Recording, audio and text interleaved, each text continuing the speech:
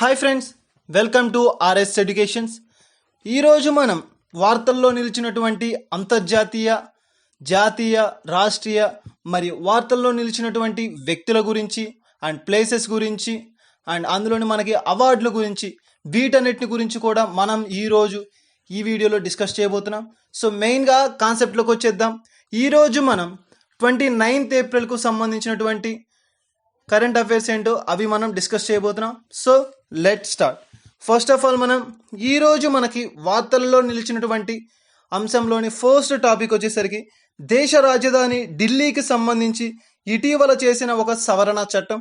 So దానికి సంబంధించినటువంటి వివాదాస్పదమైనటువంటి అంశాల గురించి, వచ్చినటువంటి ఆ వివాదాస్పదాల గురించి మనం ఈరోజు ఈ వీడియోలో డిస్కస్ చేయబోతున్నాం. అది మన ఫస్ట్ టాపిక్. దేశ రాజధాని ఢిల్లీకి సంబంధించి ఇటీవల చేసిన ఒక సవరణ చట్టం. మనకి ఒక సవరణ చట్టం అనేది సవరించడం అనేది జరిగింది. అది ఏంటి అంటే the government of national capital territory of Delhi act 2021. 2021లో మనకి ఒక సవరణ చట్టాన్ని అని చెప్పి తీసుకురావడం అనేది జరిగింది. అసలు సవరణ చట్టం, ఈ సవరణ చట్టం అంటే ఏంటి అంటే మనకి ఆల్రెడీ ఉన్నటువంటి ఎగ్జిస్టింగ్గా ఉన్నటువంటి చట్టాన్ని సవరించి దానిలో కొన్ని మార్పులు అనేది చేయడం, దాన్నే మనం సవరించడం అంటాం. ఆ చట్టాన్నే సవరణ చట్టం అని చెప్పి అంటాం. ఈ సవరణ చట్టం అనేది మనకి దేని నుండి తీసుకోబడింది అంటే మనకి 69వ ఆర్టికల్ 239 ఏఏ నుంచి తీసుకోవడం అనేది జరిగింది. ఇది రాజ్యాంగ సవరణ చట్టం. మనకి దీనిని ఏ యాక్ట్ నుంచి సవరించారు అంటే the government of national capital territory of Delhi act 1991 చట్టం నుంచి సవరించి దాన్ని 2021 సవరణ చట్టంగా మార్చడం అనేది జరిగింది. ఇది మనకి దేనికి సంబంధించింది అంటే ఇది దేశ రాజధాని అయినటువంటి ఢిల్లీకి సంబంధించింది. 1991వ చట్టానికి సవరణ జరిగింది. సో దాన్ని మనం 2021 సవరణ చట్టంగా తీసుకోవడం అనేది జరిగింది. అది బిల్లుగా వచ్చి అండ్ ఒక చట్టంగా ఆమోదించబడింది. సో సవరణ చట్టంగా మార్చడం అనేది జరిగింది. అది ప్రజెంట్ మనకి ఇప్పుడు ఒక చట్ట రూపం అనేది దాల్చడం జరిగింది. మెయిన్గా మనం ఈ సవరణ చట్టం దేనికి సంబంధించిందంటే ఢిల్లీకి సంబంధించి.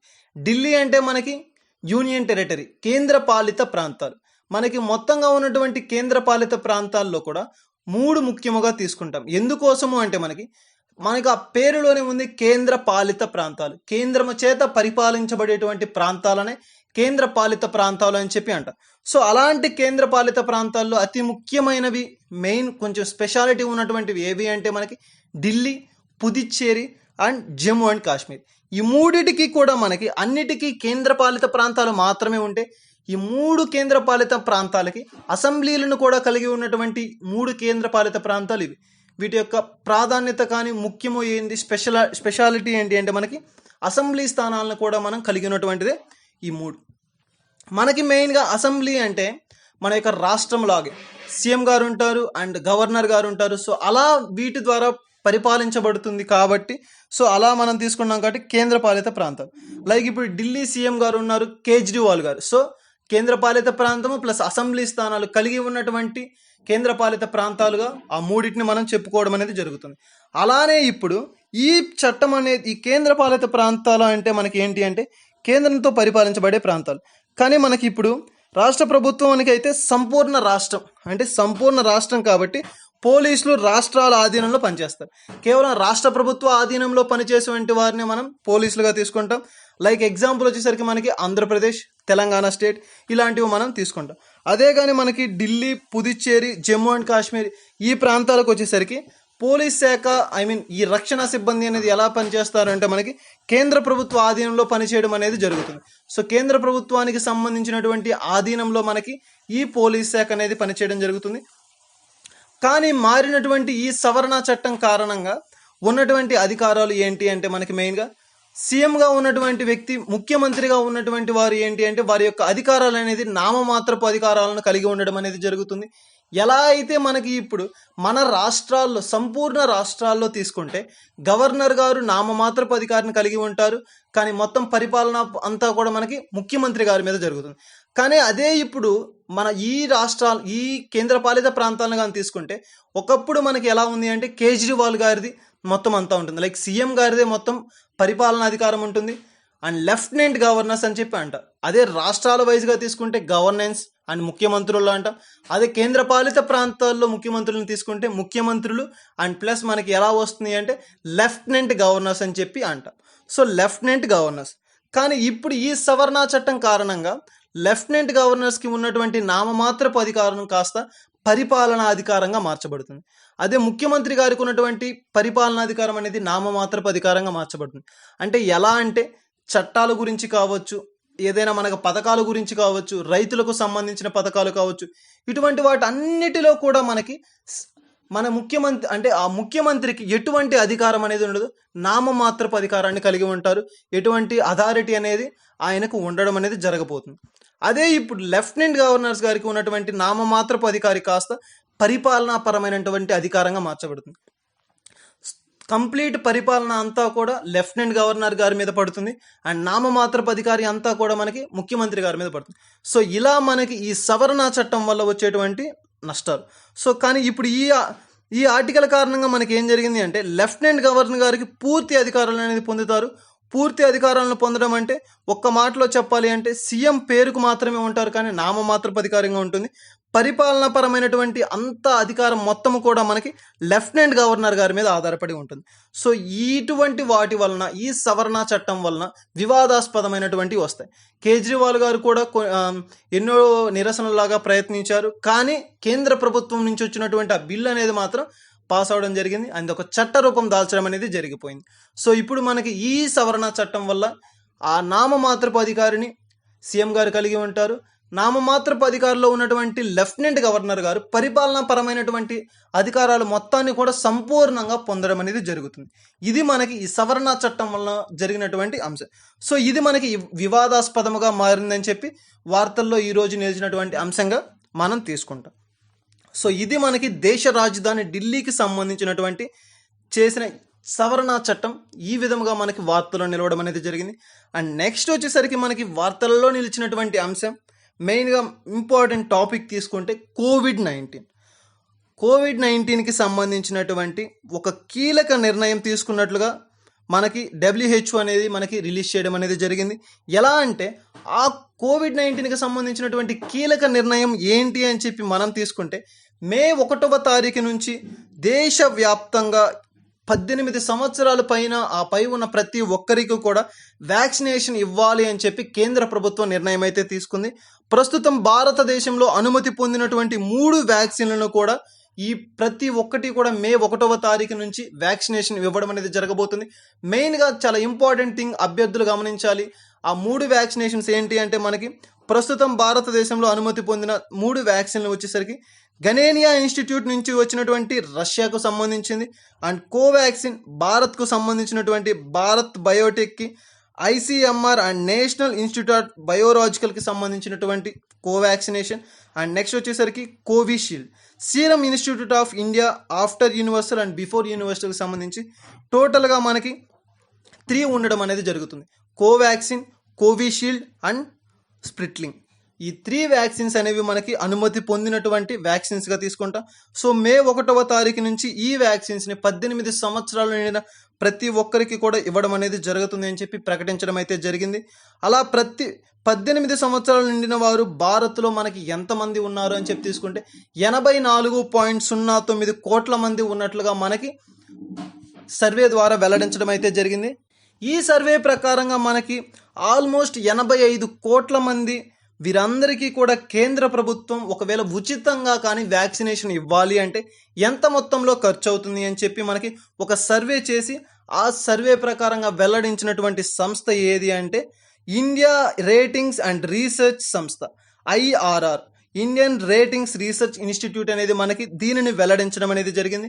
ఇది ప్రధాన కార్యాలయం మనకి ఎక్కడ ఉంది అంటే IRR యొక్క ప్రధాన కార్యాలయం ముంబై కేంద్రంగా పనిచేస్తుంది.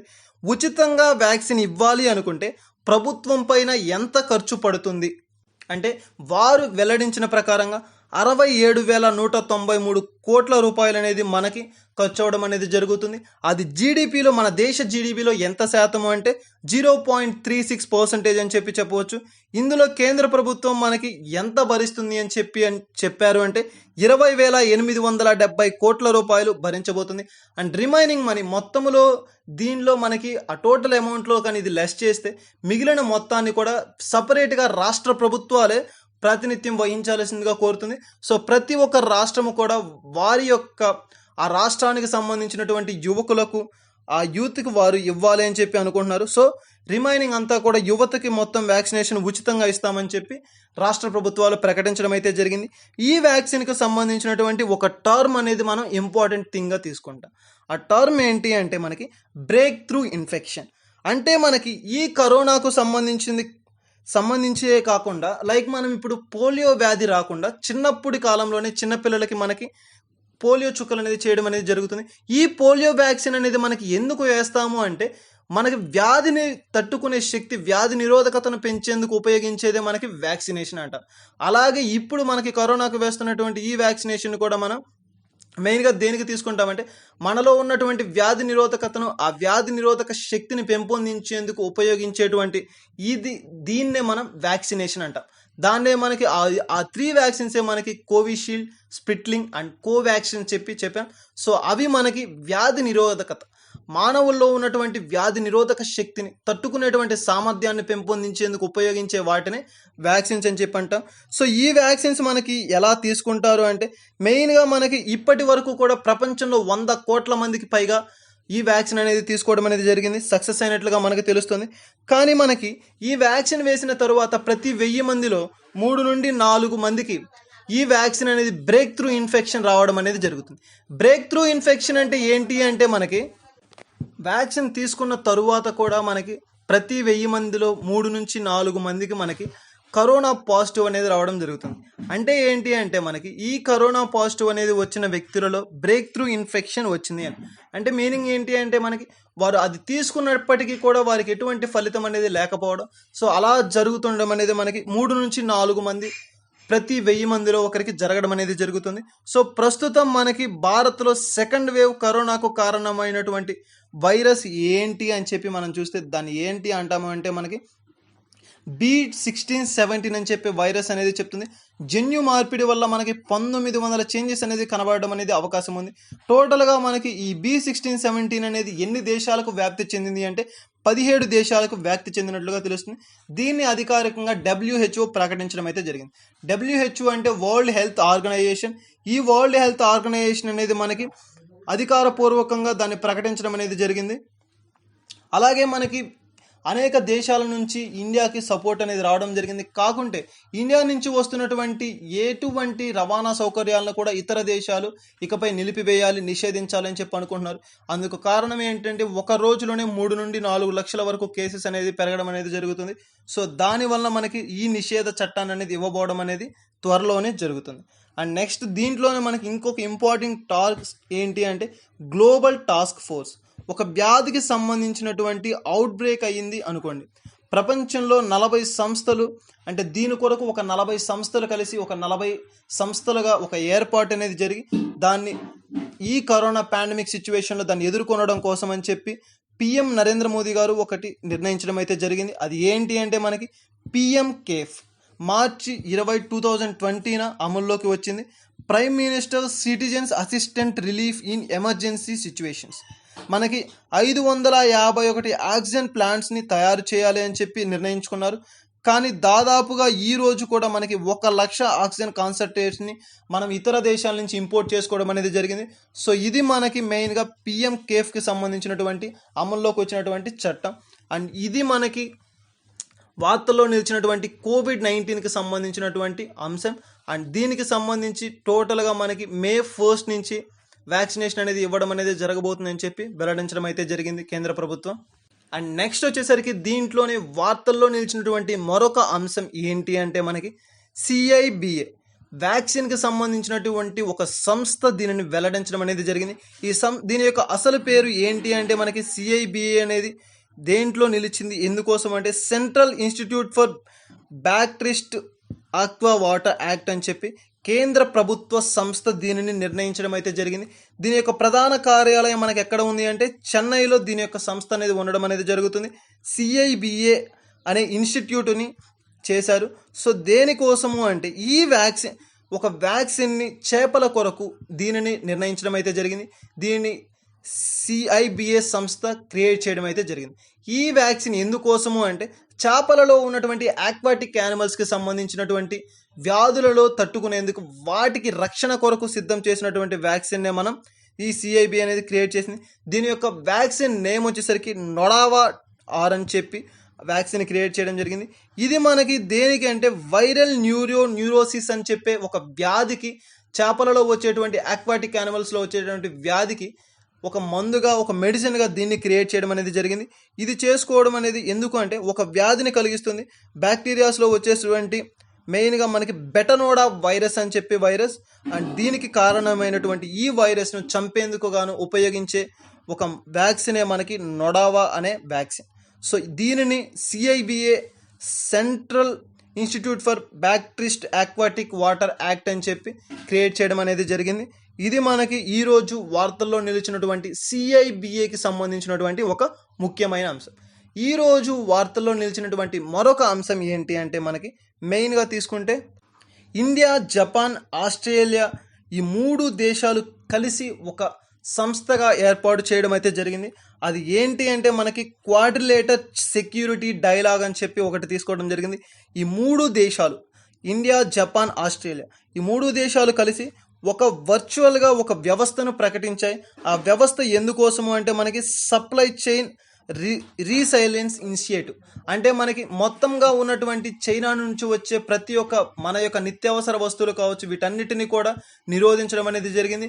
సో మన వస్తువులను, మనకి కావలసిన వస్తువులను మనమే తయారు చేసుకోవాలి, మనమే సహకరించుకోవాలి అని చెప్పి స్థాపించినటువంటి ముఖ్య ఉద్దేశం ఏంటి అంటే మనకి ఇండియా, జపాన్, ఆస్ట్రేలియన్ కూటమి ఈ 3 దేశాలు కలిసి మనకి ఒక మెయిన్గా స్థాపించినటువంటిది సప్లై చైన్ రిలయన్స్ ఇనిషియేటివ్ అని చెప్పి. దీని యొక్క ముఖ్య ఉద్దేశం ఏంటి అంటే చైనాకి అగెయినెస్ట్గా ఒక వ్యవస్థను స్థాపించడం జరిగింది. సో దీంట్లో మనకి మిస్ అయినటువంటి దేశం మనం ఏది చూసుకుంటామంటే అమెరికాని మిస్ అయిన దేశంగా తీసుకుంటాం. కానీ ఇక్కడ ఈ 3 దేశాలు కలిసి చైనాకి వ్యతిరేకంగా ఒక వ్యవస్థను, ఒక కూటమిని ఫామ్ చేయడం అనేది జరిగింది. అది ఎందుకోసం అంటే వారి నుంచి వచ్చేటువంటి ప్రతి ఒక్క మన యొక్క నిత్యావసర వస్తువులను నిషేధించి కంప్లీట్గా మనమే దాన్ని తయారు చేసుకోవాలి అని చెప్పినటువంటి ముఖ్య ఉద్దేశం. దీంట్లో మనకి మెయిన్గా చూసుకుంటే ఆస్ట్రేలియాకు సంబంధించినటువంటి 90% వస్తువులు వచ్చేది మనకి చెన్నై నుంచి మాత్రమే తీసుకుంటాం. సో వారు కూడా దీనిని నిషేధించి పరిపూర్ణంగా వాటి నుంచి వచ్చే ప్రతి ఒక్కదాన్ని నిరోధించడం అనేది జరిగింది. దాని నుండి మనకి అన్నీ కూడా మనమే స్వతహాగా తయారు చేసుకోవాలి అని చెప్పి ఫామ్ అయినటువంటి కూటమే మనకి ఇండియా, జపాన్, ఆస్ట్రేలియన్ కూటమి. ఇది మనకి మెయిన్గా ఎక్కడ చూసాము అంటే ఈ 3 దేశాలు కూడా చైనాకు వ్యతిరేకంగా నియమించినటువంటి వ్యవస్థనే దీన్ని మనం ఈ కూటమి. అండ్ నెక్స్ట్ వచ్చేది వార్తలో నిలిచినటువంటి మరొక అంశం మనకి ఏంటి అంటే ప్రపంచంలోనే మొట్టమొదటి దేశంగా నిలిచినటువంటి UK అని చెప్పి ఈరోజు వార్తలో నిలిచినటువంటి మరొక అంశం ఏంటి అంటే సెల్ఫ్ డ్రైవింగ్ అని చెప్పి. మనకి సెల్ఫ్ డ్రైవింగ్ అంటే మనకి మనమే స్వయంగా అని చెప్పి తనకు తానే అని చెప్పి అంట. ఇప్పుడు ఈ సెల్ఫ్ డ్రైవింగ్ని ఎలా యూజ్ చేశారు అంటే మనకి ఈ UKలో మొట్టమొదటిసారిగా ప్రపంచంలోనే మొదటి స్థాయిలో ఉపయోగించింది ఏంటి అంటే సెల్ఫ్ డ్రైవింగ్ కార్స్. దీని మీనింగ్ ఏంటి అంటే మనకి మెయిన్గా కార్లు అనేది వితౌట్ డ్రైవర్ అనేది రన్ చేయడం అనేది మొట్టమొదటి దేశం మన ప్రపంచంలోనే కనుగొన్నటువంటి దేశం ఏది అంటే మనకి UKని తీసుకోవడం అనేది జరిగింది. డ్రైవర్లెస్ కార్ని మనం తీసుకోవడం, ఒక ప్రోగ్రామ్ అనేది దాన్ని ప్రిపేర్ చేసి ఆ ప్రోగ్రాంలో మనకి లొకేషన్ అనేది మనం సెట్ చేసుకుంటాం. డెస్టినేషన్ నుంచి ఇక్కడికి మనం ఎక్కడైతే ఉన్నామో అక్కడి నుంచి ఆ ప్లేస్ను ప్రోగ్రామ్ సెట్ చేసుకొని అట్ ద ఎండింగ్ పాయింట్ వచ్చేసరికి మన యొక్క డెస్టినేషన్ని ప్రిపేర్ చేయడం అనేది జరుగుతుంది. సో ఆ ప్రోగ్రామ్కి అనుగుణంగా మనకి ఆ డ్రైవర్లెస్ కార్స్ అనేవి డ్రైవ్ చేయబడడం అనేది జరుగుతుంది. కేవలం మనకి ఈ UK ప్రభుత్వం ఇటువంటి కార్స్ కోసం మాత్రమే రోడ్డు ఫెసిలిటీస్ని కూడా కంప్లీట్గా చేంజ్ చేయడం అనేది జరిగింది. దీనికోసం ఆ రోడ్లపైనే నీటిని కూడా నిల్వ చేయడం అనేది జరిగింది. వారికి ప్రత్యేకమైనటువంటి రోడ్లను నీళ్లపై కూడా నడిచేందుకు అవకాశాలను కల్పించే విధంగా రోడ్ల నిర్మాణం కూడా ఉండడం అనేది జరిగింది.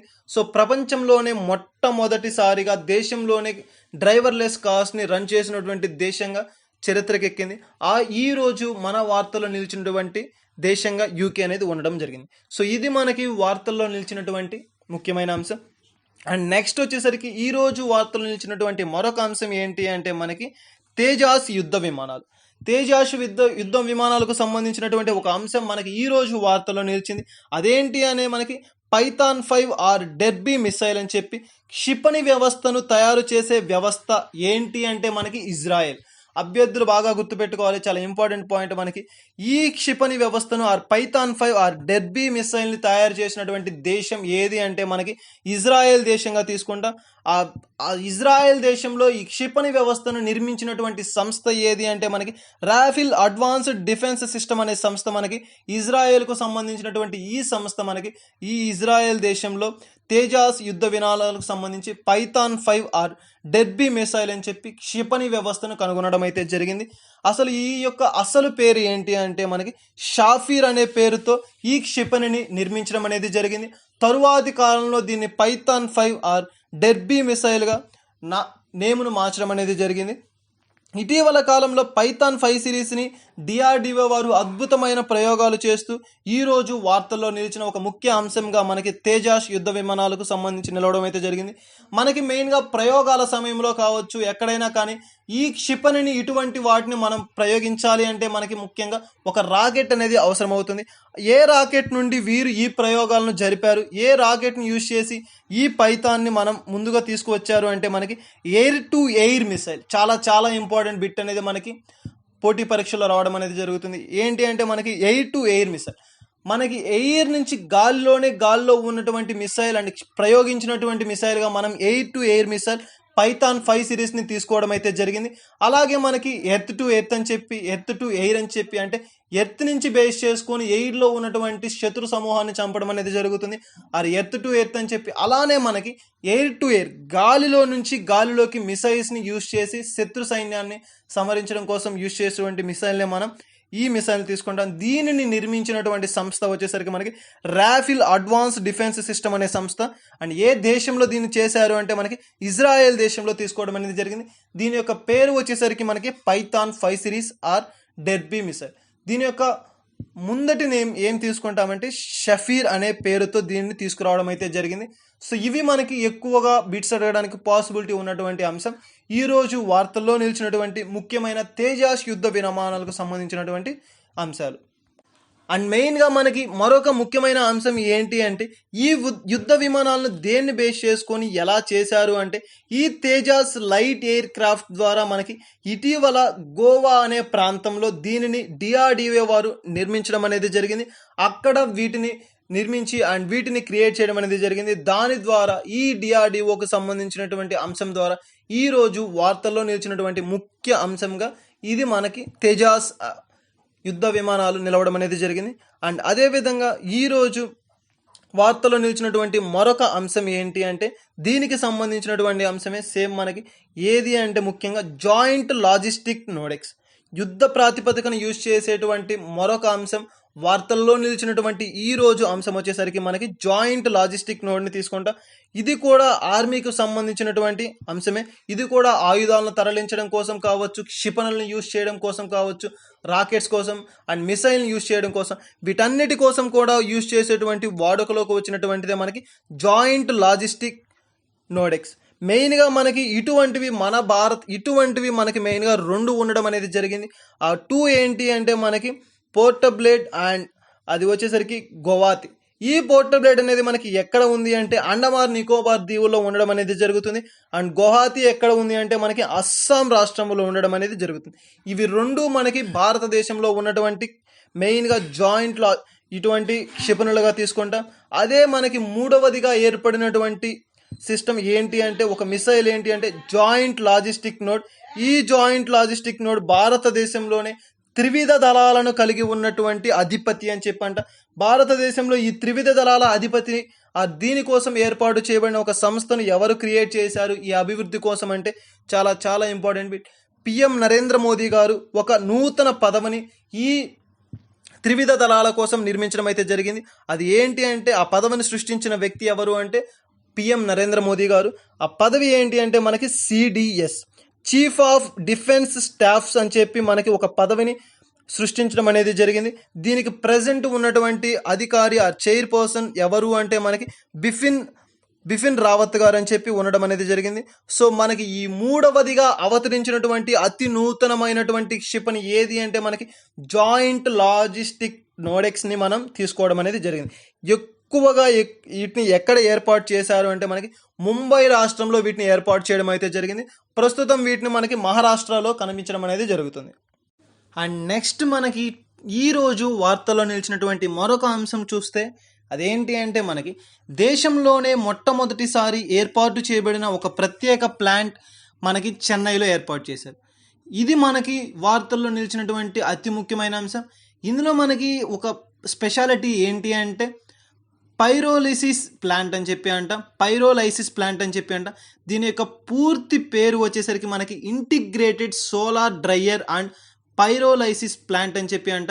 అంటే మనకి దీని యొక్క మీనింగ్ ఏంటి అంటే ఈ పైరోలైసిస్ మీనింగ్ ఏంటి అంటే మనకి వేస్ట్ ఫ్రమ్ ది ఎర్త్, భూమి నుంచి వచ్చినటువంటి వ్యర్థమును ఉపయోగించి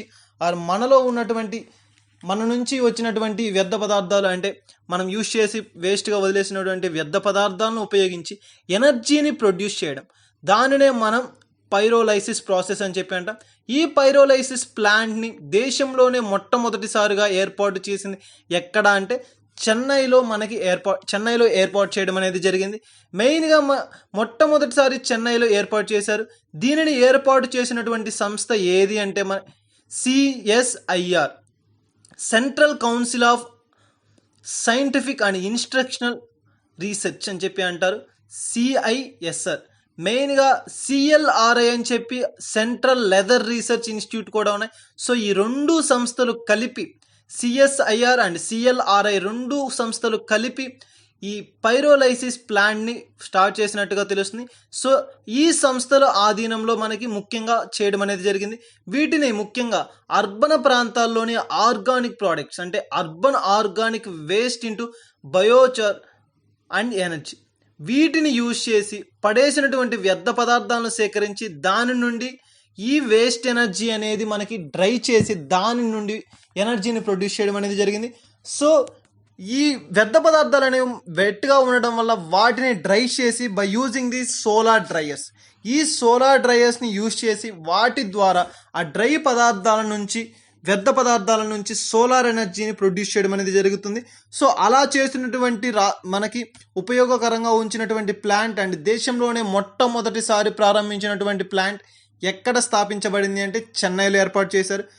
అభ్యర్థులు గమనించాలి, పోటీ పరీక్షల్లో వీటిని ఎలా అడిగే అవకాశాలు ఎక్కువగా ఉన్నాయి అంటే మొట్టమొదటి దేశంలోనే ఆరంభించినటువంటి ప్లాంట్, స్పెషల్ ప్లాంట్ ఎక్కడ ప్రారంభించారు అని చెప్పి ఏ ప్లాంట్ అని చెప్పి అడుగుతారు. సో మొట్టమొదటిసారి ప్రారంభించినటువంటిది ఎక్కడ, ఏ దేశంలో అంటే చెన్నైలో ప్రారంభించడం అనేది జరిగింది. చెన్నైలో ప్రారంభించారు. అండ్ దేశంలోనే చెన్నైలో ఏ ప్లాంట్ అని చెప్పి అడుగుతారు, పైరోలైసిస్ ప్లాంట్.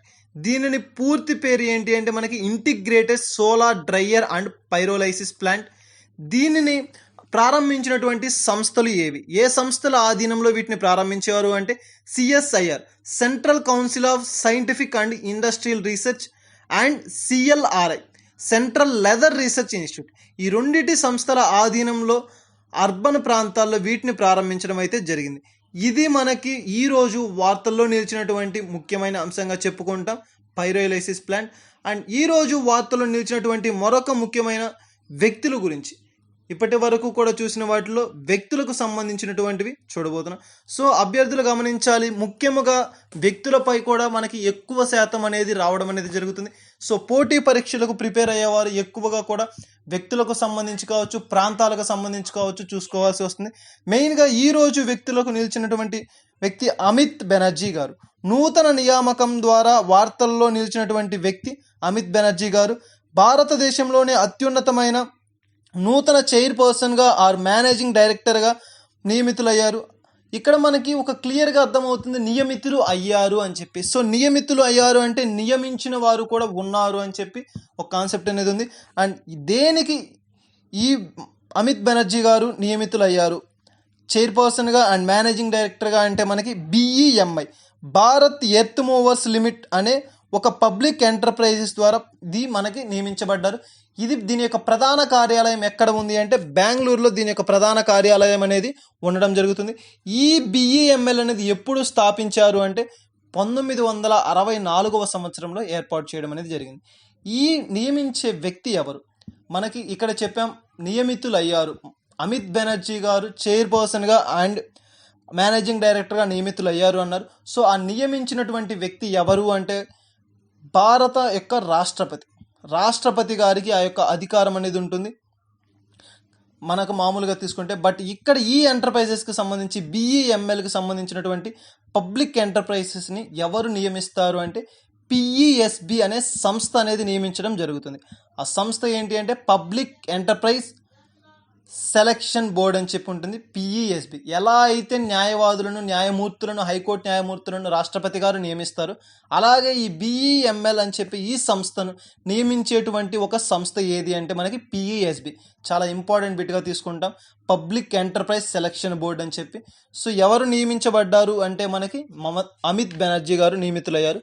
అండ్ ఏ సంస్థ ఆధీనంలో నియమించబడ్డారు అంటే పిఈఎస్బి. ఏ సంస్థకు చైర్మన్గా నియమించబడ్డారు అంటే బిఈఎంఎల్ అని చెప్పి. ఇది ఎప్పుడు స్థాపించబడింది అంటే 1964వ సంవత్సరంలో దీనిని స్థాపించడం అయితే జరిగింది. ఇది మనకి వార్తలలో నిలిచినటువంటి వ్యక్తులకు సంబంధించి. అండ్ ఈరోజు వార్తల్లో నిలిచినటువంటి మరొక వ్యక్తి ఎవరు అంటే మనకి అరుణ్ రాస్తే గారు నూతన నియామకంతో, ఈయన కూడా ఈరోజు నూతన నియామకంతో వార్తలో నిలిచినటువంటి మరొక వ్యక్తి ఎవరు అంటే అరుణ్ రాస్తే గారిని NCDEX national commodity and derivative exchange limited అంటే ఒక్క మాటలో చెప్పాలి అంటే స్టాక్ మార్కెట్కి సంబంధించినటువంటి నూతన చైర్మన్గా అండ్ మార్కెటింగ్ డైరెక్టర్గా అరుణ్ రాస్తే గారిని నియమించారు. సో అరుణ్ రాస్తే గారిని ఎవరు నియమించారు? ఆ సంస్థ ఏది అంటే మనకి సెబీ. చాలా చాలా ఇంపార్టెంట్ బిట్, అభ్యర్థులు గమనించాలి.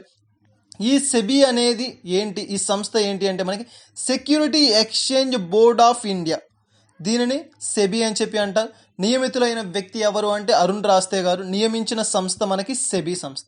దేనికి వీరు నియమించబడ్డారు అంటే ఎన్సిడెక్స్ అనే పదవికి చైర్మన్గా అండ్ మేనేజింగ్ డైరెక్టర్గా నియమితులయ్యారు. స్టాక్ మార్కెట్ అని చెప్పి అంటాం దీన్ని.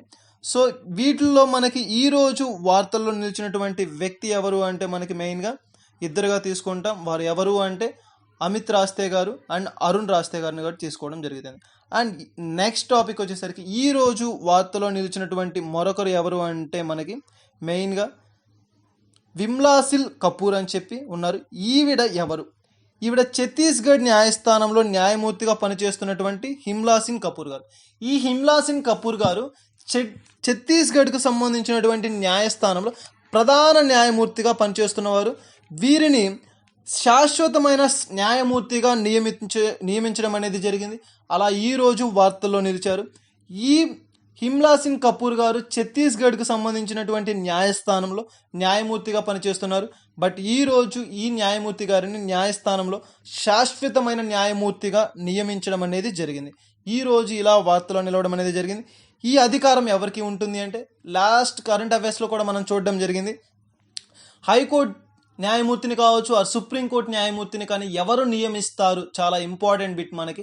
ఎవరు నియమిస్తారు అంటే రాష్ట్రపతి గారికి ఆ యొక్క అధికారం అనేది ఉంటుంది.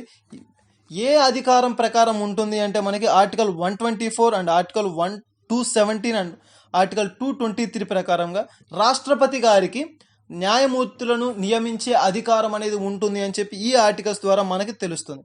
అండ్ నెక్స్ట్ వచ్చేసరికి ఈ కూడా ఇంపోర్ట్ చేసుకోవడం జరిగింది. ఇన్ఛార్జ్ ప్రధాన న్యాయమూర్తిని కూడా వీరు నియమించవచ్చు.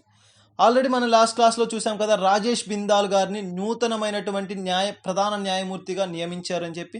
ఆయనను నియమించిన వ్యక్తి ఎవరు అంటే మనకి రాష్ట్రపతి గారికి ఆ అధికారం అనేది ఉంటుంది. ఏ అధికారం ప్రకారం అంటే మనకి article 124 and article 217 and article 223 అనేది మనకి న్యాయవాదుల యొక్క నియామక ప్రక్రియకు సంబంధించినటువంటి ఆర్టికల్గా తీసుకోవడం అనేది జరుగుతుంది. అండ్ నెక్స్ట్ టాపిక్, ఈరోజు వార్తలో నిలిచినటువంటి మరొక అంశం ఏంటి అంటే వ్యక్తుల్లో ఇంకొక వ్యక్తి ఎవరు అంటే అనీష్ దేవ్ గారు. ప్రముఖ రచయిత, చాలా రచనలు చేసినటువంటి వ్యక్తి అండ్ చాలా నవలలు చేసినటువంటి వ్యక్తి. బెంగాల్ రాష్ట్రానికి చెందినవారు వీరు, అనీష్ దేవ్ గారు. ఈయన ప్రతిభను గుర్తించి విద్యాసాగర్ పురస్కారాన్ని కూడా ఇస్తుంది. బెంగళూరుకు సంబంధించినటువంటి అతి ముఖ్యమైన అండ్ ప్రతిష్టాత్మకటువంటి పురస్కారం ఏది అంటే విద్యాసాగర్ పురస్కారం. అటువంటి విద్యాసాగర్ పురస్కారాన్ని అనీష్ దేవ్ గారికి పురస్కరించడం అనేది జరిగింది. ఈరోజు ఈ పురస్కారం ప్రకారంగా ఇది చూస్తున్నాం. అండ్ ఈయనకు సంబంధించి మనకి పోటీ పరీక్షల్లో ఎలాంటి బిట్స్ వచ్చే అవకాశాలు ఉన్నాయి అంటే, అనీష్ దేవ్ గారు ఎటువంటి రచయిత, ప్రముఖ రచయిత, నవలల రచయిత అని చెప్పి ఉంటుంది. అండ్ ఏ రాష్ట్రానికి చెందినవారు అంటే బెంగాల్ రాష్ట్రానికి చెందినవారు. ఈయనకు ఇచ్చినటువంటి పురస్కారం ఏది అంటే విద్యాసాగర్, అతి పెద్ద పురస్కారం అని చెప్పవచ్చు, బెంగళూరుకు సంబంధించినటువంటి ప్రతిష్టాత్మక పురస్కారం. అండ్ ఈరోజు ఈయన అనారోగ్య సమస్యతో మరణిస్తూ వార్తల్లో నిలవడం అయితే జరిగింది. అండ్ నెక్స్ట్ టాపిక్ వచ్చేసరికి ఈరోజు వార్తలో నిలిచినటువంటి మరొక వ్యక్తి ఎవరు అంటే మనోజ్ దాస్ గారు. ఒడిస్సా రాష్ట్రానికి చెందినటువంటి ఒడియా రచయిత ఈరోజు తుది శ్వాస విడిచారు. మనోజ్ దాస్ గారు కూడా మనకి ఒక రచయితగా తీసుకుంటారు. ఈయన ఒడిస్సా రాష్ట్రానికి చెందినవారు. అండ్ ఒడియా రంగంలో ప్రముఖమైనటువంటి రచనలు, నవలలు రాసిన వ్యక్తి. ఈయన ఈరోజు తుది శ్వాస విడిచి వార్తల్లో నిలిచారు. ఈయన కూడా గొప్ప పురస్కారాలు పొందారు. ఈ గొప్ప పురస్కారాల్లో ఆ రాష్ట్రానికి సంబంధించినటువంటి అతి గొప్ప పురస్కారం, ప్రతిష్టాత్మకమైనటువంటి పురస్కారం ఏది అంటే సరళా పురస్కారం. బాగా గుర్తుపెట్టుకోవాలి, ఇది మనకి ఇంపార్టెంట్ బిట్గా తీసుకుంటాం పోటీ పరీక్షల్లో. సరళా పురస్కారం ఆ రాష్ట్రానికి సంబంధించినటువంటి అతి ముఖ్యమైన పురస్కారం. సరళా పురస్కారాన్ని వీరికి బహుకరించడం అనేది జరిగింది. వీరు ఈరోజు తుది శ్వాస విడిచారు. ఈ విధంగా మనోజ్ దాస్ గారు వార్తల్లోకి ఎక్కారు. అండ్ ఈరోజు వార్తల్లో నిలిచినటువంటి మరొక వ్యక్తి ఎవరు అంటే దాదూధాన్ గదావి, ప్రముఖ రచయిత. వీరు కూడా ప్రముఖమైనటువంటి రచయితలు. గమనించాలి, మనకి ఈరోజు వ్యక్తులకు సంబంధించి వార్తల్లో నిలిచిన వారిలో మ్యాక్సిమం మనకి రచయితలు ఎక్కువగా ఉన్నారు. సో ఎక్కువగా మనకి ప్రెస్ చేయడం అనేది జరుగుతుంది. మనం బిఫోర్ క్లాసెస్లో కూడా రచనలకు సంబంధించి, రచయితలకు సంబంధించి వ్యక్తులలో ఎక్కువగా చూడడం అనేది జరిగింది. సో ఆ కాన్సెప్ట్పై ఎక్కువ మనం చూడడం అనేది జరగాలి. సో కొంచెం దానివల్ల మనకి ఇంపార్టెంట్ థింగ్గా తీసుకుంటాం. నెక్స్ట్ వచ్చేసరికి దాదూధాన్ గదావి గారు ప్రముఖ రచయిత. ఈయన గుజరాత్ రాష్ట్రానికి చెందిన రచయిత. ఈయనకు 2021లోనే, ఈ సంవత్సరంలోనే పద్మశ్రీ పురస్కారాన్ని కూడా అందుకున్నారు. గుజరాత్ ప్రభుత్వం గుజరాత్ గౌరవ్ అనే ప్రతిష్టాత్మకమైనటువంటి ఆ రాష్ట్రానికి సంబంధించినటువంటి పురస్కారాలు.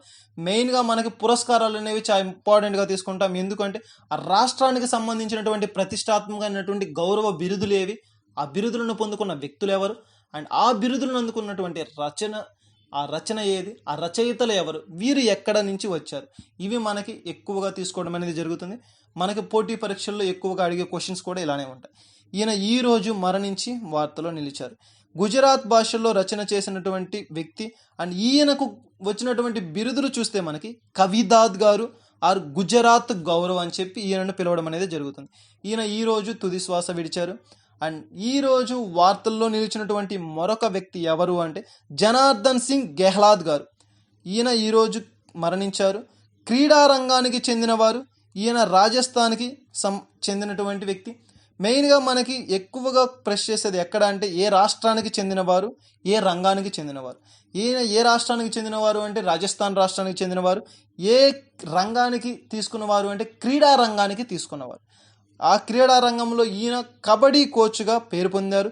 ఎన్నో ప్రతిష్టాత్మకమైనటువంటి పురస్కారాలను, అవార్డులను బహుకరించుకోబడ్డారు.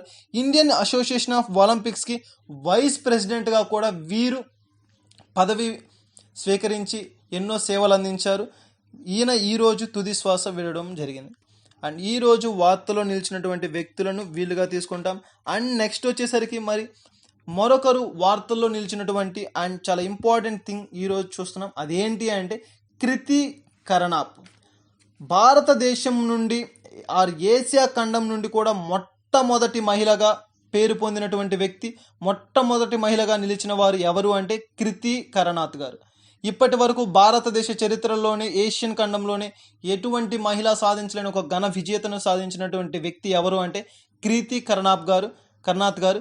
వీరు వైల్డ్ లైఫ్ ఎంట్రీకి సంబంధించినటువంటి ఇచ్చే అతి ప్రతిష్టాత్మకమైనటువంటి పురస్కారాన్ని వీరు పొందడం అనేది జరిగింది. అదేంటి అంటే వైల్డ్ ఇన్నోవేటివ్ అవార్డుని వీరికి బహుకరించడం అనేది జరిగింది. మనకి ప్రతిష్టాత్మకమైన పురస్కారం మనకి వైల్డ్ లైఫ్కి సంబంధించి, పశు సంరక్షణకు సంబంధించినటువంటి ఇచ్చే అతి ప్రతిష్టాత్మకమైనటువంటి పురస్కారం. అత్యున్నతమైన పురస్కారం ఏంటి అంటే వైల్డ్ ఇన్నోవేటివ్ అవార్డ్. ఈ అవార్డును వీరు పొందారు. ఈవిడే మనకి భారతదేశంలో ఉన్నటువంటి మొట్టమొదటి మహిళగా పేరు పొందారు.